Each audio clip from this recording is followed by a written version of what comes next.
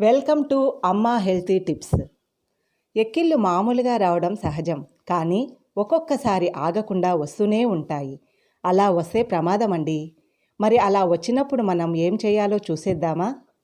1వ చిట్కా, వేడి పాలలో నెయ్యి కలిపి వేడివేడిగా తాగుతుంటే ఎక్కిళ్ళు ఆగిపోతాయి. 2వ చిట్కా, దానిమ్మ ఆకు రసం 10 గ్రాములు, తేనె 10 గ్రాములు కలిపి తాగితే ఎక్కిళ్ళు హరిస్తాయి. 3వ చిట్కా, అతిమధురం 3 గ్రాములు, తేనె 5 గ్రాములు 3 పూటలా తింటే ఎక్కిళ్ళు పోతాయి. 4వ చిట్కా, నల్ల మినుములు నిప్పులపై వేసి ఆ పొగ పీలిస్తే ఎక్కిళ్ళు తగ్గుతాయి.